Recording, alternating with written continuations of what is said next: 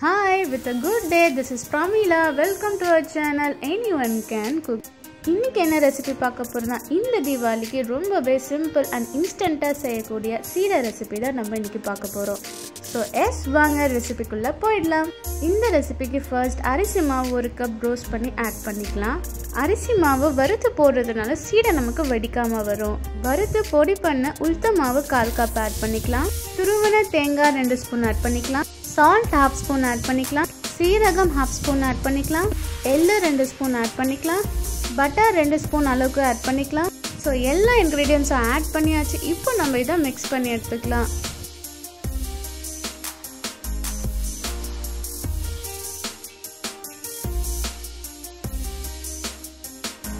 மாவில் வெண்ணெய் நல்லா மிக்ஸ் ஆனதோ கொஞ்சம் கொஞ்சமாக தண்ணி சேர்த்து நம்ம மிக்ஸ் பண்ணி எடுத்துக்கலாம்.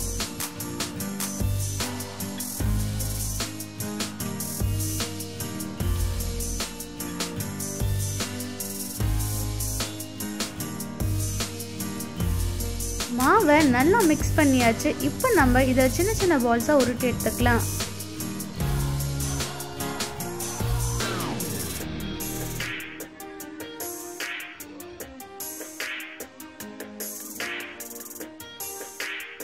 உருட்டி முடிச்சதும் இதை காட்டன் துணியிலையோ இல்லை ஒரு டிஷ்யூலையோ நீங்கள் வச்சிருங்க. அப்போ தான் நம்மளுக்கு போடும்போது வெடிக்காமல் வரும்.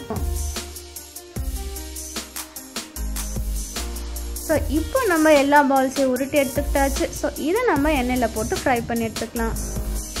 ஃப்ரை பண்ணும்போது மீடியம் ஃப்ளேமில் இருக்கிற மாதிரி பார்த்துக்கோங்க. அப்போ தான் நம்மளுக்கு ஈவனாக குக் ஆகி வரும்.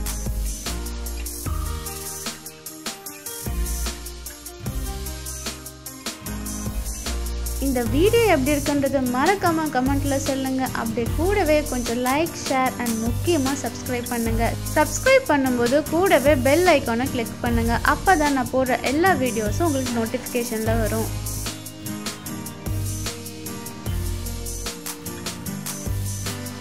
சீடை நல்லாவே குக் ஆகி வந்துடுச்சு. ஸோ இந்த ஸ்டேஜ்ல நம்ம எடுத்துடலாம்.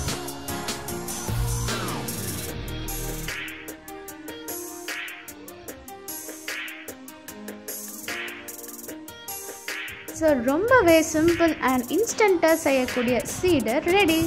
ஸோ இந்த மாதிரி கிறிஸ்பி ஸ்நாக்கை மிஸ் பண்ணிடாதீங்க. மறக்காமல் ட்ரை பண்ணி பாருங்கள். அடுத்து ஒரு நல்ல வீடியோவில் பார்க்கலாம். Now it's bye from Pramila Prakash.